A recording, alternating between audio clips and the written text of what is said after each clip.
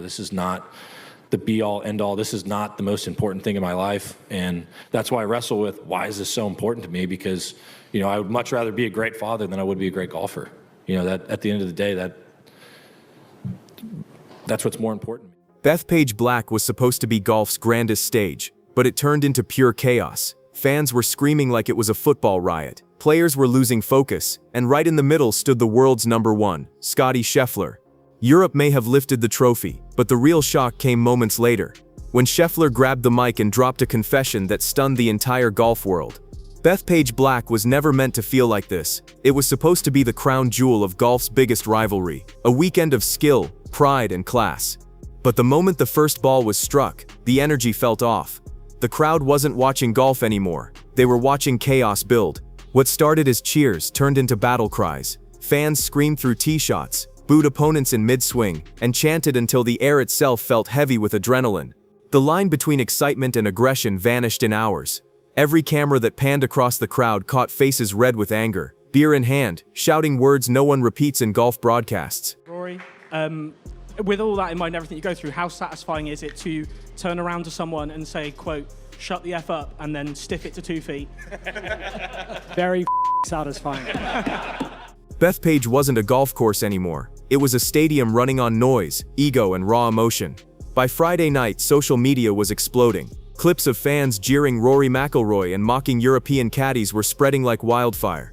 Commentators tried to laugh it off, calling it home field energy, but by Saturday morning it was clear something darker was brewing. Players looked shaken, even seasoned pros struggled to keep their focus. The noise got inside their heads, and every missed putt felt like a spark thrown into gasoline. The tournament that prided itself on tradition was turning into a reality show spectacle. The chants weren't clever anymore. They were hostile, personal, and mean. And once that energy took over, there was no pulling it back. When Europe began pulling ahead, the tension snapped, booing replaced applause, and every European birdie felt like an insult to the home crowd.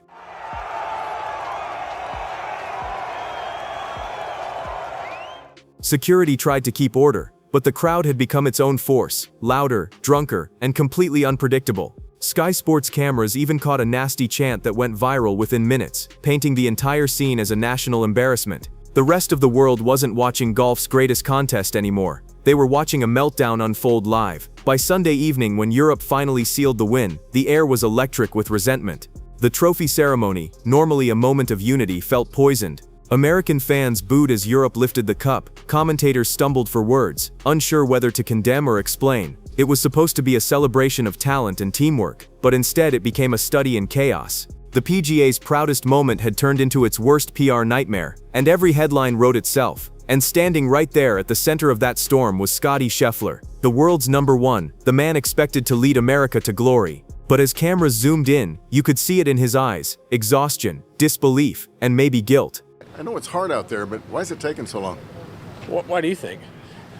I don't know. Is it? I mean, I don't know. Seems like it's long to me. It felt long to me. I mean, both the par fives, we basically walked up on the group in front of us. He looked like someone who knew what the world was about to say. This wasn't just another loss. This was the night golf itself lost control, and he was trapped in the middle of it. From the very first tee shot, the Ryder Cup at Bethpage Black didn't feel like golf anymore. It felt like a full-blown college tailgate where the sport itself was just background noise. The stands were packed with thousands of fans chanting like they were at a football rivalry, faces painted, flags waving, and beers spilling before noon. It was loud, sure, but by midday Friday that loudness had crossed a line. Clips started flooding Instagram and X, showing fans screaming mid-swing, mocking European players, and shouting curses loud enough to make commentators wince. Scottie, you've talked a lot about the importance of staying in the present, which can be hard for a lot of people, but where does that importance for you, the focus on that, come from? And is there anyone or anything throughout your life that has helped you get better at staying in the present? Well, yeah, my college coach, Coach Fields, was kind of the first person that introduced that. What should have been pride turned into pandemonium. And as the weekend went on, that chaos began to feed on itself. The energy was intoxicating, but dangerous, like a crowd that didn't know when to stop cheering and start respecting. Saturday morning arrived with no sign of calm. Instead, fans seemed determined to make the day even louder, even uglier. Every European shot was met with jeers. Every miss from Team USA drew sarcastic applause. The cameras couldn't look away. Sky Sports caught a chant so cruel it went viral in minutes, drawing outrage from players and fans worldwide. By afternoon, it was clear the Ryder Cup had officially lost control. Golf wasn't the focus anymore. The crowd was. As far as I'm concerned, I don't play golf for money. I've been playing golf my whole life for free, and the money's just a bonus. And so if somebody wants to pay us to come out here and play golf, then that's great. I'm not going to say no to it. Analysts debated whether the atmosphere gave Team USA an edge or a curse, but the truth was obvious. Everyone looked distracted.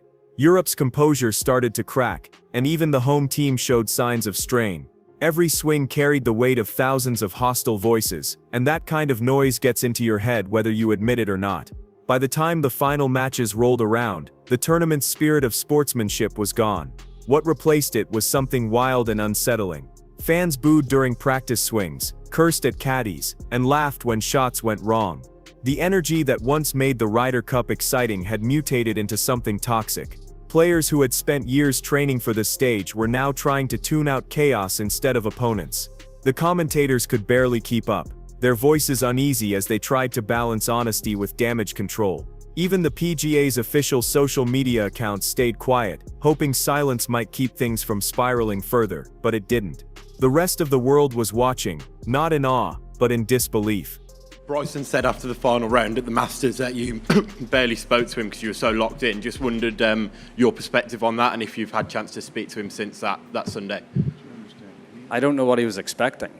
We're trying to win the Masters. I'm not going to try to be his best mate out there. Headlines started questioning if golf's classiest event had finally gone too far. When did respect become optional? When did competition turn into confrontation? By Sunday, it wasn't just about who would win. It was about whether the sport could survive its own crowd. The passion that once defined the Ryder Cup had turned into a mirror of everything wrong with modern fandom, loud, reckless, and desperate to go viral. And as Europe closed in on victory, you could feel it. This wasn't just noise anymore. It was history being rewritten, one heckle at a time. When the final putt dropped, and Europe sealed the win, the air at Bethpage Black should have erupted in pride. Instead, it sank into discomfort. Cheers turned to boos, applause to shouting. What should have been a moment of unity became a spectacle of tension. Even as Team Europe lifted the Ryder Cup, the crowd's noise felt wrong, chaos disguised as celebration. 149 to the hole, probably got a carry that's about 143. Gotta amazing get a get which Oh that my goodness, wow. They're the first sign of the crowd getting to Rory. Commentators stumbled for words, calling it intense, while everyone watching knew it wasn't passion anymore. It was hostility.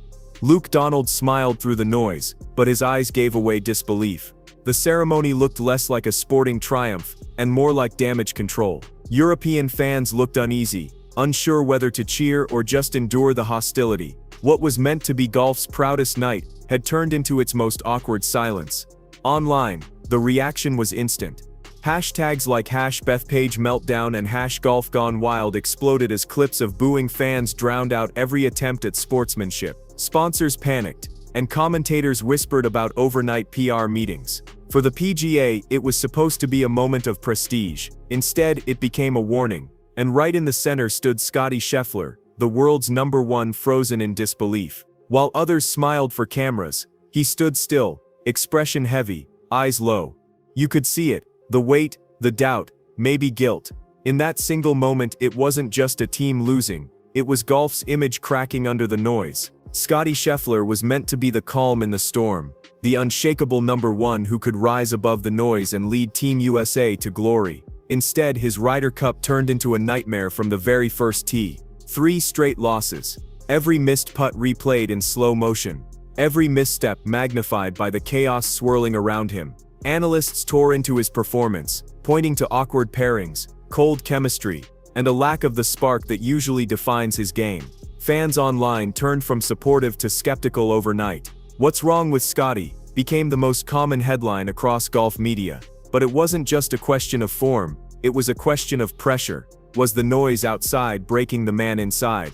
Scheffler didn't hide. He faced the microphones on Sunday night, pale, tired, and brutally honest. "One of the lowest moments of my career," he said quietly. This is not a fulfilling life. It's fulfilling from the sense of accomplishment, but it's not fulfilling from a sense of like the deepest, places of your heart. The words almost swallowed by the noise still echoing around the course. No excuses, no finger pointing, no anger, just honesty. In a sport where players are taught to stay composed, that kind of vulnerability hit harder than any highlight reel. He admitted he'd let down his teammates, his supporters, and himself. In an instant, the world saw not the number one golfer, but the man underneath, the one who'd cracked under the weight of chaos. It was rare, raw, and painfully real. Social media flooded with reactions. Some praised his humility, others saw it as weakness, but everyone agreed, golf hadn't seen anything like it in years. The confession didn't come in the heat of the interview alone. Later that night, Scheffler posted a message on Instagram that shook the entire sports world. "Tough week," he wrote. "I didn't play the way I should've. I owe it to my team to do better." It wasn't dramatic, but it was honest. And that tone, so measured, so vulnerable, made it hit even harder. In an era where athletes hide behind PR statements and polished apologies, Scheffler's openness felt almost uncomfortable to watch. He wasn't trying to spin the story. He was owning it. That kind of honesty is dangerous in sports, because it exposes more than performance. It exposes humanity. Fans didn't know how to react. Some rallied behind him, flooding the comments with support. Others questioned whether this was the beginning of a deeper collapse, the moment the pressure finally cracked golf's most disciplined player. For years, Scheffler had built his reputation on mental strength, on staying calm no matter the storm. But now the storm had won. Watching him that night, it wasn't just about a golfer losing matches, it was about a man realizing the cost of control. Golf had always been his sanctuary, his quiet place. At Bethpage Black, that sanctuary became a battlefield, and Scheffler walked away from it changed. You're halfway to a career Grand Slam. Of the two you've still to win, is there one you feel you've got a better chance than the other, US Open style or a links? I don't think so. I think I like both styles of golf. I love kind of getting beat up at the US Open. I think that's a fun battle between us. And the number one ranking was still his, but the peace that came with it, that was gone. It happened in an instant. A beer cup flew from the stands, landing near Rory McIlroy's wife, and the world froze. Cameras caught Rory stopping mid-step, turning in disbelief as foam splashed at his feet. Within seconds, that clip was everywhere. A beer flying across golf's most prestigious stage became the image that defined Bethpage Black. It wasn't just rude, it was a line crossed, a symbol of how far things had spiraled. Social media exploded. Disgraceful. Ban them for life. Hashtags like #Beergate and #Bethpage disgrace dominated timelines. Rory called the crowd out, saying passion had turned to poison. Luke Donald and Tom Watson condemned the behavior too, calling it shameful and a stain on the game. For a sport built on silence and respect, it was a total breakdown. The PGA tried to contain the outrage with statements and promises of tighter security, but the damage was done. That beer toss wasn't just a moment, it became a metaphor. Commentators debated whether alcohol should even be sold at future events. When the crowd starts throwing drinks instead of cheers, one analyst said, "You know the line's gone." By Sunday, no one cared about putts or trophies. The focus was on crowd behavior, not competition. Golf's quiet dignity had been replaced with viral chaos. For millions watching, that single beer cup became Bethpage's legacy, a reminder that when respect disappears, the sport itself stumbles with it. Just when it seemed Bethpage Black couldn't sink any deeper into madness, Saturday afternoon delivered a scene straight out of a brawl, not a golf course. Bryson DeChambeau, visibly fired up, went head-to-head with Justin Rose and Tommy Fleetwood in a standoff that felt seconds away from turning physical. Their caddies were in it too, standing shoulder to shoulder like bodyguards in a ring.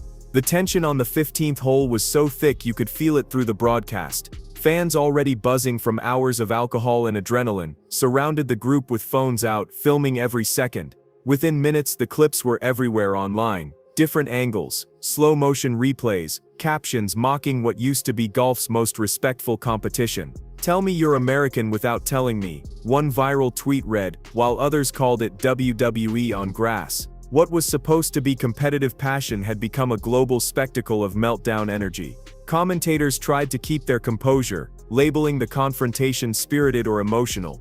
But the footage told a different story. Team USA unraveling under the pressure. The body language said it all. Tight jaws, clenched fists, caddies stepping forward like they were ready to defend their players. Europe, on the other hand, stood eerily calm, almost amused, their restraint making the contrast even more brutal. It was like watching two different sports being played at once. Europe playing golf, the US playing chaos. The fans fed off the tension, chanting louder, shouting insults that blurred the line between entertainment and harassment. Even Scheffler's group, far from the confrontation, wasn't spared. Reports surfaced that heated words were flying near his pairing too. For a sport built on etiquette, it felt like the walls had completely collapsed. By evening, that standoff was everywhere. News outlets, highlight reels, TikToks, memes. It became Exhibit B in what everyone was now calling the Bethpage breakdown. Commentators debated what it meant for the future of golf culture. Was this the price of trying to make the sport younger, louder, and more viral? Or was it proof that the Ryder Cup had lost its soul? Either way, the image was burned into history. Golfers jawing like prize fighters while fans screamed in the background. For the PGA, it was a nightmare. For the internet, it was entertainment gold. Through it all, one thing stood out. Scottie Scheffler never lost his cool. While his performance faltered, his composure never cracked. In a sea of chaos, he looked like the only one still clinging to golf's fading dignity. But even that calm carried an edge of sadness, like a man realizing he was part of something far bigger and far uglier than a bad weekend. The Ryder Cup was no longer about golf. It was about emotion, ego, and spectacle. And that confrontation on the 15th hole wasn't just another viral clip. It was the moment the sport officially lost control, both outside and inside the ropes. By the time the last trophy photo was taken, the chaos at Bethpage Black had already escaped the course and taken over the internet. Within hours, headlines around the world screamed the same message. Golf had lost its cool. The Guardian called it a humiliation on home soil. Golf 365 went even harder, labeling it the ugliest Ryder Cup in modern history. ESPN, Sky Sports, and every talk show with a sports segment joined the feeding frenzy. Instead of replays of brilliant drives or clutch putts, networks ran footage of booing crowds, shouting fans, and the infamous beer toss on a loop. The PGA's golden event had become a global scandal, and every outlet wanted its piece of the story. The noise that had ruined the weekend was now echoing through every screen, every feed, every headline. Meanwhile, social media poured gasoline on the fire. Threads broke down each chaotic moment frame by frame. TikTok montages turned the Ryder Cup into a meme-filled disaster reel. Instagram pages posted side-by-side comparisons of classy golf versus Bethpage madness, with captions like "When golf forgets itself." Memes of beer cups, angry faces, and shouting fans flooded the feeds faster than any official highlight ever could. Even former pros weighed in. Tom Watson released a statement apologizing to European players, saying he was ashamed of the behavior he saw from American fans. Every major golf account picked up his words, amplifying the humiliation. The Ryder Cup wasn't trending for its competition, it was trending for its chaos. Behind the scenes, the PGA scrambled to save face. Emails leaked about urgent image reviews and damage control meetings happening less than 24 hours after the event ended. Executives debated how to frame the narrative before sponsors started pulling away. They promised a full investigation, new security protocols, and a return to respect. But for the public, it was too late. The viral moments had already written the story. People weren't talking about birdies, they were talking about beer, booze, and broken decorum. Commentators who once praised the Ryder Cup as a model of global sportsmanship were now questioning if it had morphed into something unrecognizable. Even broadcast networks struggled with the fallout. Some analysts suggested muting crowd microphones during future events to avoid another embarrassment, while others argued that the raw energy was exactly what made golf exciting again. The debate grew louder than the tournament itself. Late-night hosts mocked it, calling Bethpage the world's quietest sport gone off the rails. Influencers made reaction videos dissecting the chaos. For a sport built on poise and silence, being memed for mayhem was a brand crisis no one saw coming. By midweek, the PGA was drowning in apologies. Press releases couldn't compete with the clips still circulating online. Every day, a new angle surfaced. Another crowd insult, another tense moment, another reason for fans to pile on. Bethpage Black had been designed as a battlefield of skill, but it became a battleground of image. The question wasn't whether the PGA could fix it, it was whether golf's reputation could ever recover from it. When the noise finally faded, what remained wasn't victory, it was damage. Inside PGA headquarters, late-night meetings tried to fix what couldn't be undone. Sponsors demanded answers, the media demanded blame, and everyone quietly admitted the same truth. This wasn't just about a tournament. It was about a sport that had lost its balance chasing excitement. Golf wanted to feel modern, but in the process, it lost its soul.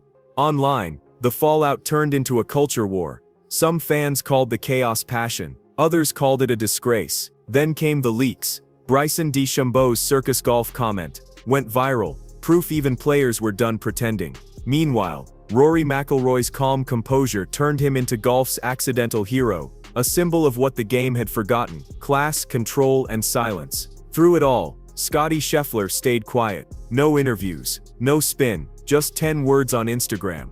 Tough week, lessons learned, time to rebuild. Simple, honest, real. It hit harder than any highlight. Those words became the final echo of Bethpage, a reminder that even in chaos, integrity still speaks louder than noise. And when the dust settled, one question remained: who really lost the Ryder Cup? Europe lifted the trophy, America lost the cup, but the fans lost their reputation, and golf maybe lost its innocence. Bethpage wanted passion, but it found pandemonium, and once respect disappeared, everyone lost.